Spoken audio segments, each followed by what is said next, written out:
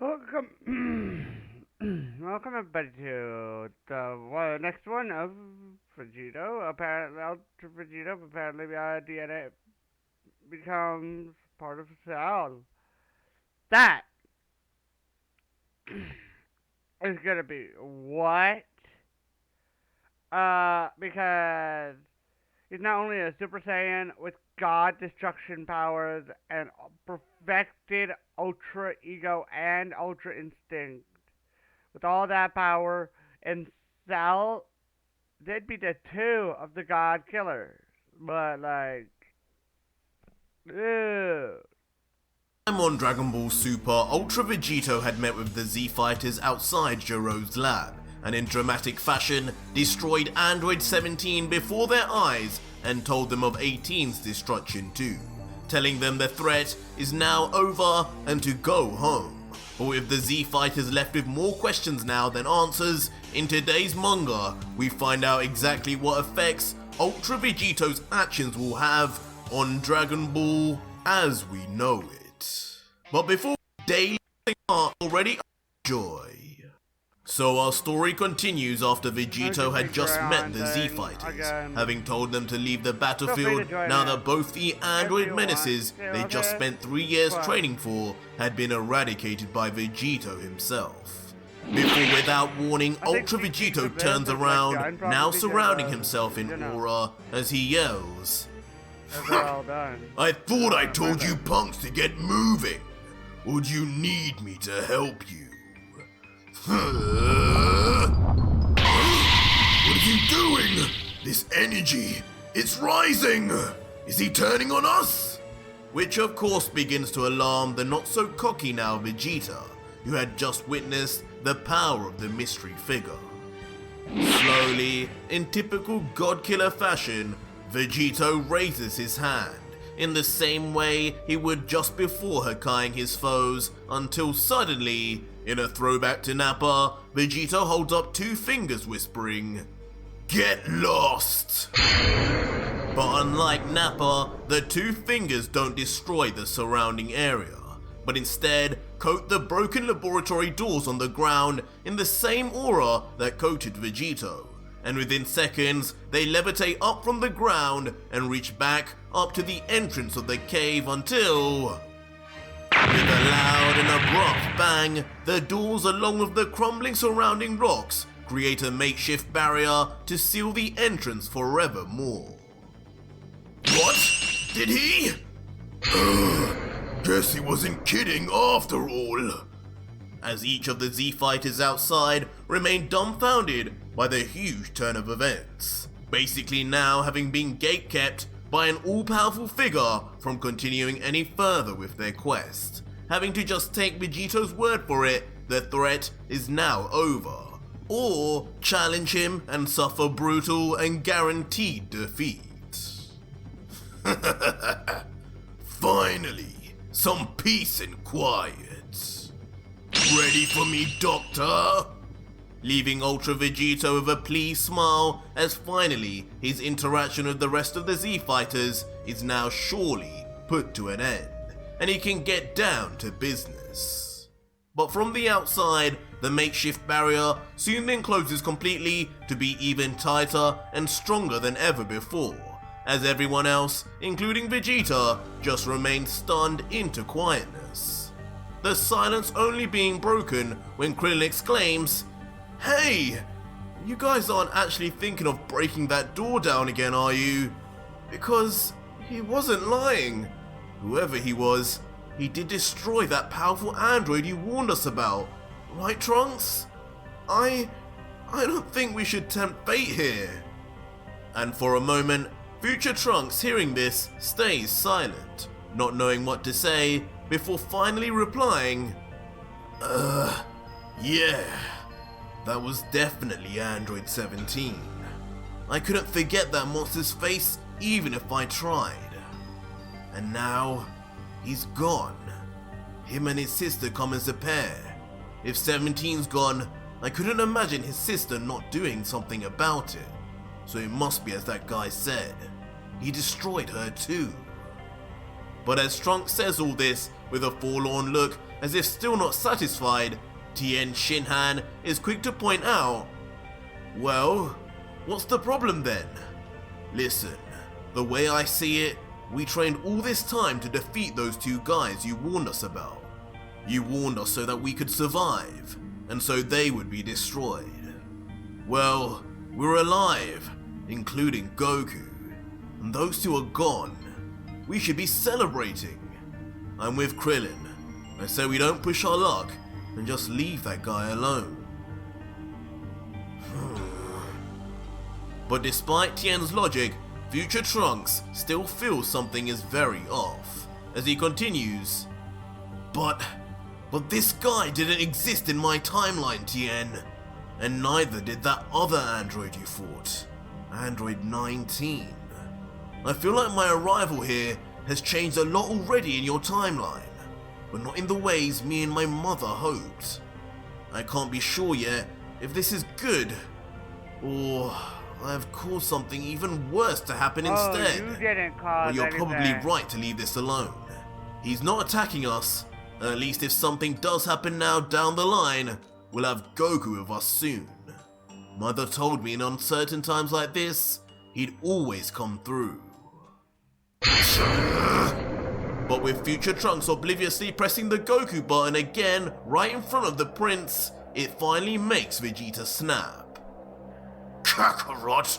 You think Kakarot would make a damn difference here?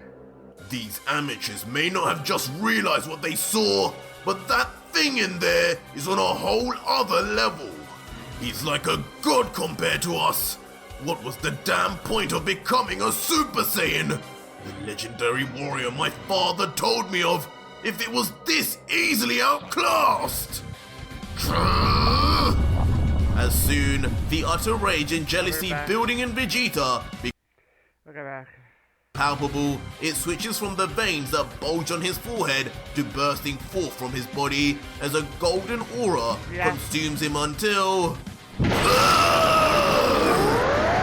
a roar, he blasts his energy outwards, powering to what seems to be his max power level, screaming as he does so, "I will surpass my limits! This is not over!" Continuing his power up with no regard for anyone else, as he gets everything off his chest. Trunks, Krillin, Tien and Piccolo all just covering themselves in shock, wondering what on earth the prince is doing. What the hell is your problem, Vegeta? Cool it before that guy comes back out! Shut it, Green Man. You and these weaklings can hide in fear all you want, but I will go get myself a new power. A power to surpass a Super Saiyan. And I'll destroy that clown for taking my kill!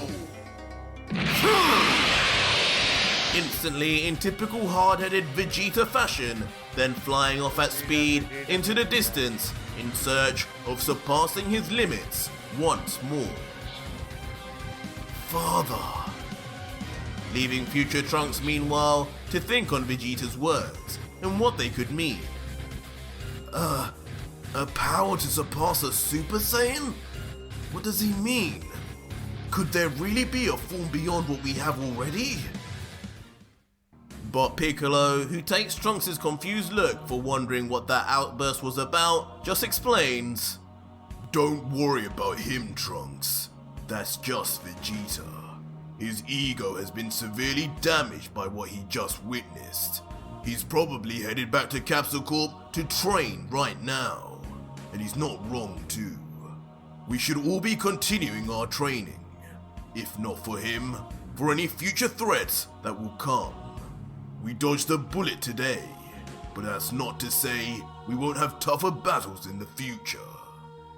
To which Trunks once again stays silent for a moment to think introspectively before letting out, "Yeah, you're probably right. In any scenario, we all need to get stronger. I just wish Father would just be a little less rash." And with that, all of the remaining Z fighters nod in agreement before shooting off into the sky, ultimately deciding to Good. leave Ultra Good. Vegito finally to his own devices. Meanwhile, back with Yeah. Ultra Vegito, finally alone with the Doctor, Yeah. he addresses him.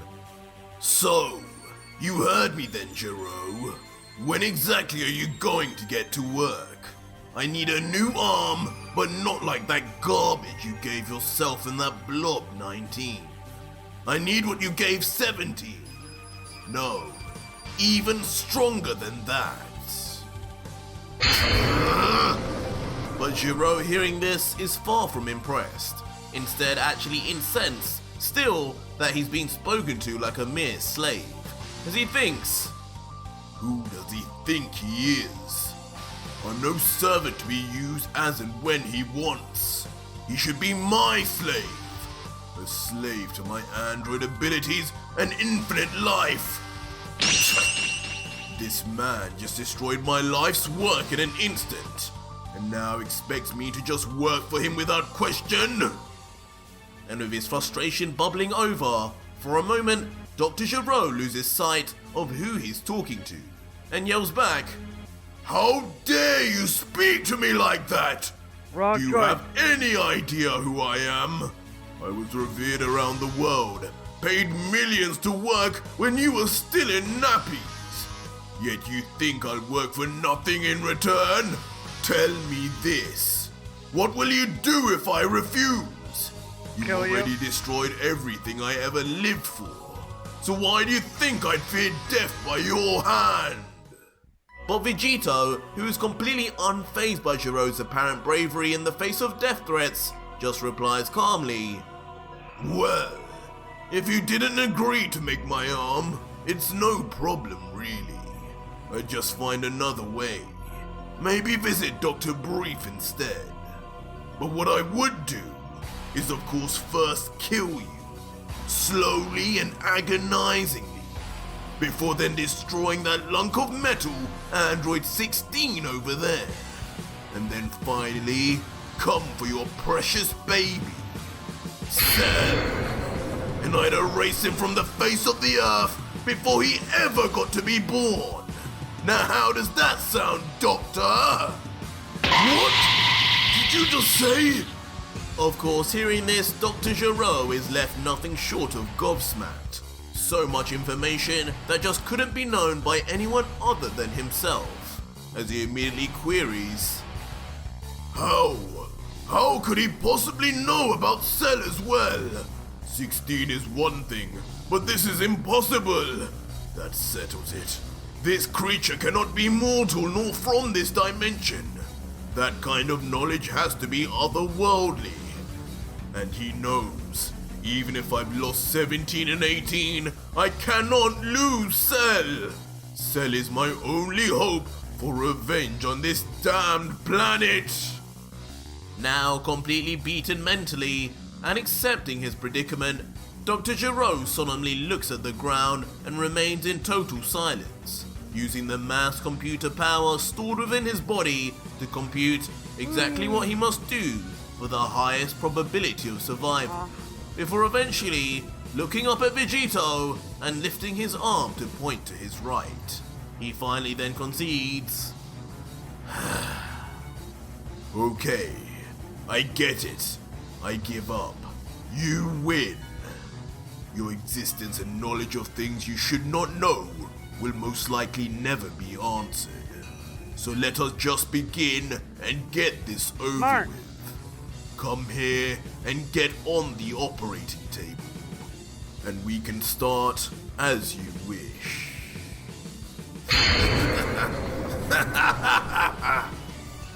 And on hearing this, an immediate smirk of gratification then finds itself to Vegito's face, knowing he had finally broken the old man down to get what he wanted, as he lets out finally, Excellent, Doctor. I knew you'd see it my way eventually. I guess you toasters can be useful sometimes.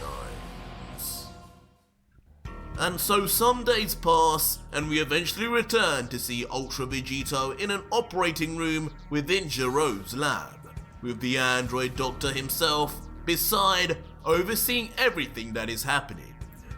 Most curiously though, as we peer at the presumably unconscious Vegito's face, we notice, even when connected up to oxygen and with his eyes closed, he still maintains his Ultra form. A showcase of either just how much he has now mastered the form, or a sign he is ready even in this state for any sudden attack from Gero or the numerous gods that now want his head.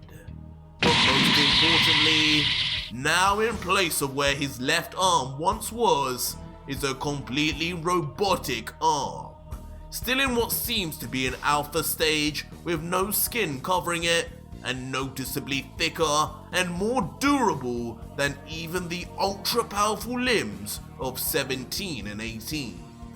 The beginning of Cyborg Ultra Vegito's story has just begun.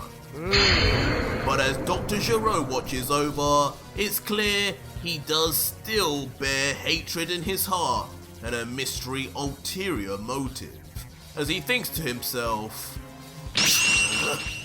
with him being so vulnerable right now, you'd think I could just finish him as is. Maybe with poison. Maybe by implanting a self-detonating bomb on his heart. But with there being no data on him, and just how easily he dealt with 17 and 18, I wouldn't even be surprised if he could wake up at the very minute I attempted anything. No science in the world could ever explain exactly the kind of powers I've witnessed from this man.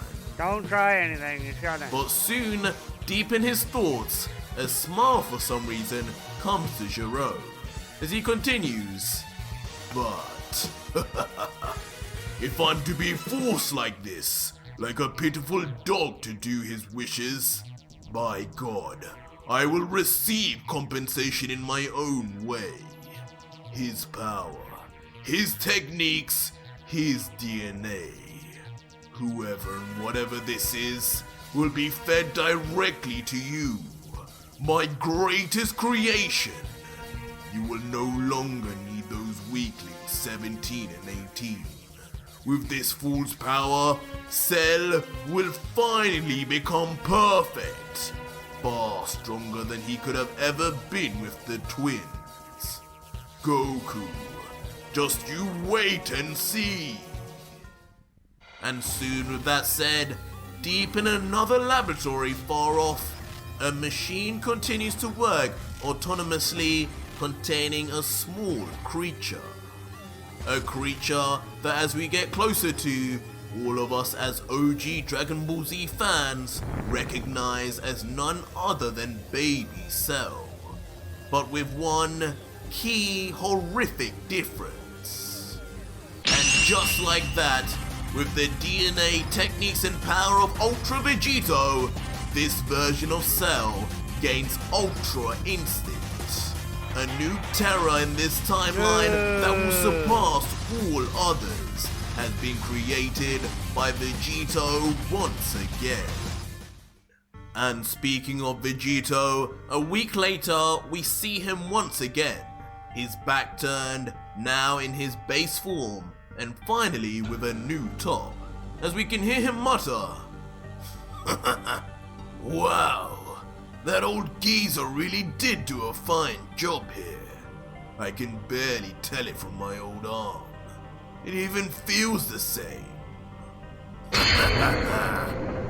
As soon, when we see it from the front, Vegito was indeed not lying, as the new arm now is completely lifelike, grafted on with skin that perfectly matches Vegito, finally making the smirking Saiyan whole once again, as he says, "Yes, everything went to plan. I'm even healed up, and the Zenkai I've just got from that long rest, oh boy, am I on another level right now. Not to mention, looks like Gero added all the little upgrades I needed too." And as soon as we get a closer look into the palm of Vegito's new robotic arm, it's clear at least what one of the upgrades was, as in the center of it is one of Dr. Giro's signature energy absorption devices, the same ones both he and 19 had. As Vegito then directly looks into the shining center and explains, "Perfect! Just perfect! This combined with my spirit vision abilities that I learned on Yard Rats will allow me to take more than just the lives of those gods. I'll take their damn godly key too." But soon noticing that Dr. Giro is also in the room, Vegito turns his head and abruptly questions, "So, old man, you're absolutely sure that this will allow me to absorb as much energy as I want, right? The same as what you and that refrigerator 19 had? I wouldn't want to have to come back here for a refund." His senses have already come back to him.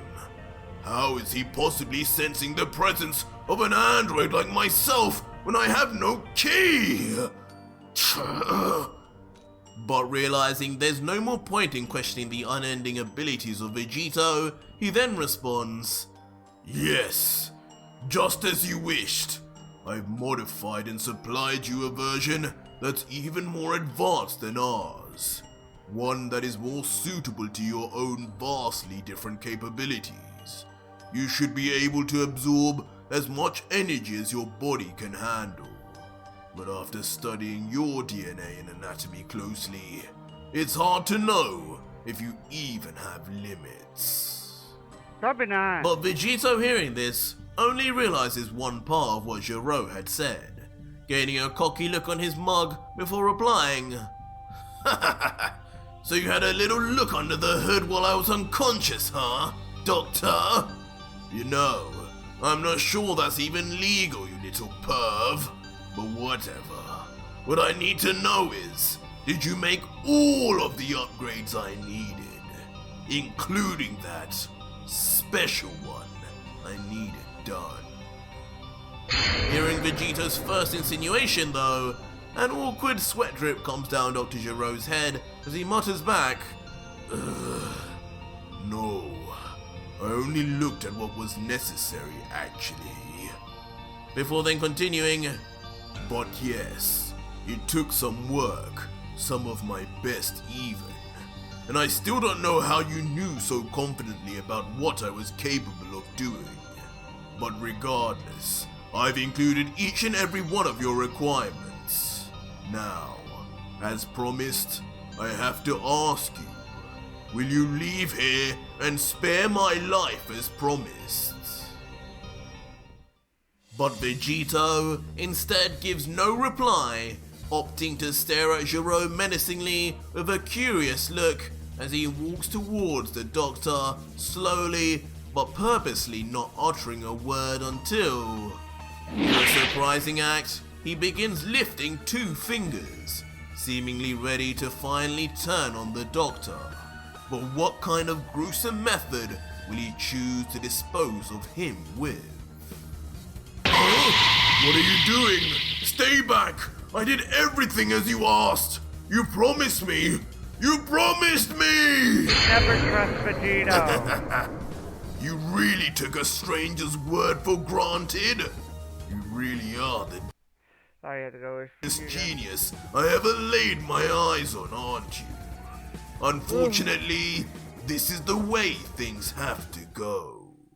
But in an incredible turn of events, Vegito ends up just patting the doctor on his shoulder, now with a far more inviting smile reminiscent of Goku, as he lets out, "Calm down. Don't have a heart attack. I'm letting you survive, but not because of a simple promise. I'm letting you survive because you are a weakling, and no threat to the fighters here anymore without your puppets. 18 and 17 had to go. I already know all about your plan to have them be absorbed by your darling cell so that he can become perfect. And if you've been wondering, I know all of this because I'm from the future. And in my timeline, your plan actually worked. You were killed by 17 in just the same way he attempted earlier. But eventually, Cell did get a hold of him and his sister, but only to be eventually defeated by Son Gohan, the first Super Saiyan 2. What? This information, of course, takes Gero back tremendously. It's shocking enough to hear the existence of time travel, but now also the inconceivable defeat of a perfect Cell as he continues. The future? Impossible. Time travel. There's no way that could be achieved. Son Gohan? Son Goku's child defeated my perfect Cell? This is preposterous. You surely can't expect me to believe that. If you're so sure about this, then why even destroy them? Surely things would have turned out just as you said anyway.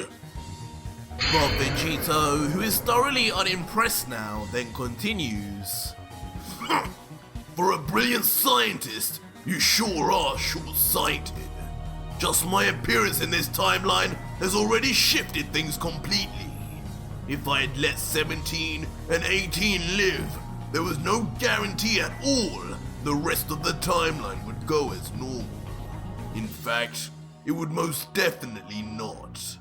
My timeline already had someone from the future arrive, and he ended up changing the events of our future completely when compared to his. What I did at the very least guaranteed Cell's destruction, now that he can never become perfect. And whatever way you cut it, that would always be a good thing for the future of this universe. Not really. Dr. Gero again then becomes withdrawn, realizing what Vegito says is right, and finally asks, I see. So, what now? I guess you'll finish the job and find my dear Cell and destroy him too? But Vegito surprisingly has other ideas and responds, no, I wouldn't even know where to start looking anyway. But even then, he too is worth nothing, now that he can't absorb 17 or 18. Yes, your DNA. In his imperfect form, he's now hardly any stronger than Piccolo once he fuses with Kami. But now that Goku and Vegeta are still alive too, there's not a hope in hell left for him. He'll die by their hands, not mine. But suddenly, after hearing this, Gero realizes something significant, thinking to himself, wait, he doesn't know. Of course he doesn't. He has no idea I implanted Cell with his DNA and data. He still thinks of Cell as being the same imperfect form that just about equals 16 in strength. I have to go along with this. This is my chance! And so Vegito begins walking away finally, his back turned to the doctor until... Listen, old man. Just give it up. The androids, Cell, they were all destined to be defeated by Goku and his friends, regardless of whether I was here or not. It took you decades to build them. Time you could have spent advancing human civilization by light years. True. You could have done a lot of good. Just don't waste any more of your time chasing this pipe dream. Just live your life in quiet, because if you don't, I will be back. And at first, a streak of fear rushes through Dr. Gero, but eventually he calms himself and replies, Yes, I agree. Now that I know beings like you can arrive at any time from the future, there has become just one too many variables to account for anyway. Continuing this plan for revenge is now just pointless. To which Vegeta responds, Good to hear. Revenge. Pointless. You say that, but that's what you want. Before then snapping his fingers in the air. suddenly summoning Whis' staff as if after his Zenkai, his control of some of the angelic powers has increased even further. He looks down at it one final time and thinks, finally, the time has come once again to give those deities what's coming to them. And just like that, using his time rings, Vegito opens up a portal back to his timeline, but into an unknown universe.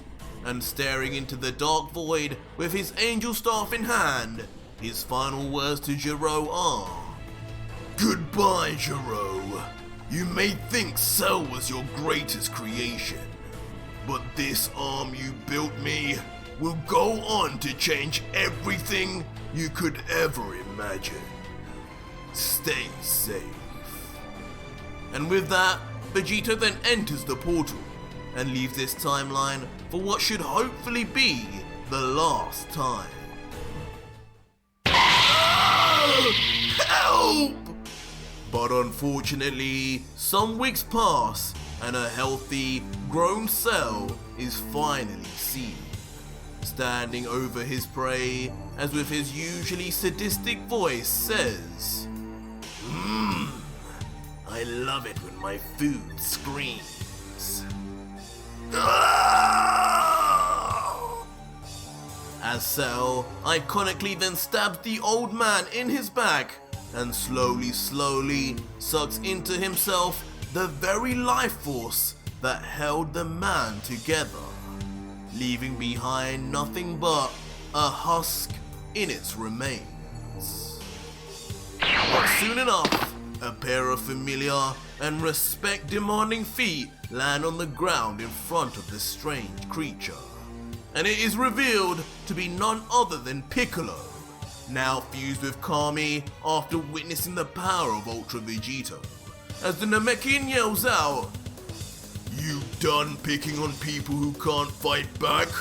How about you deal with me now?" Gladly, brother. But soon, we see a close-up of Imperfect Cell's face, and this is no ordinary Cell, as his eyes glisten with a classic Ultra Instinct shine before then uttering the most unthinkable of words. Hakai! What? Brother! As instantly, Piccolo, along with the Dragon Balls, disappear forever, erased by a God of Destruction technique performed by a bio-android that Vegito had unknowingly helped create. No! Mr. Piccolo?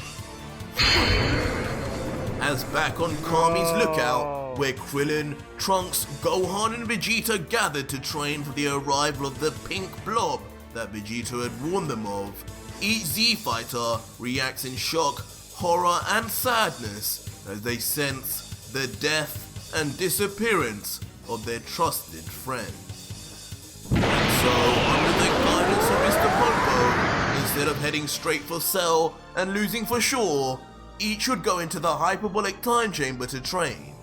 The first being Vegeta and his son Trunks, who would both go on to ascend to the next stage of Super Saiyan, while Gohan would train with Krillin, as Goku at this time still remained bedridden. Gohan still though would unlock his Super Saiyan form after the many nightmares thinking of the death of his master Piccolo, while Krillin, in his attempt to keep up, would attain a new level of power, but one that was still far from being anywhere close to the Saiyans. And so, the three Saiyans would gather together and attempt to fight this new being, Cell, at the same time. But on Cell's activation of Ultra Instinct, each and every one of them would be left in shock. Whoa! No! That looks the same as... And ultimately, with unbelievable ease, Imperfect Cell would go on to kill not only Vegeta, future Trunks, but also Teen Gohan, absorbing each of them into his body after combining their brimming Saiyan life force with his own and reaching an even greater level of power.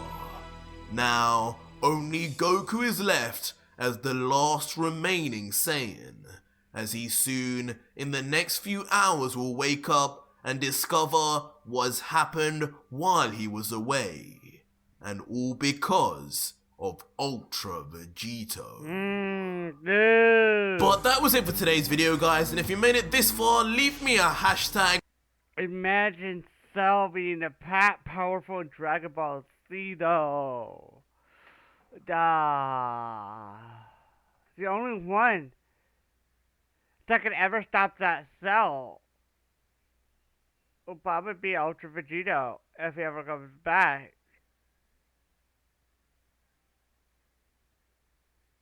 Was that arm really worth it? Altering that timeline like that? I don't know, because he didn't know that. Otherwise, he could have stopped that.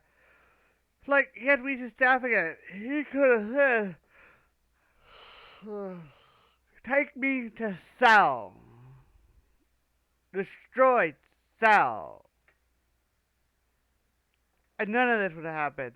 Please let me know what you guys think in the comments below. I can't wait to see you guys' comments on this one.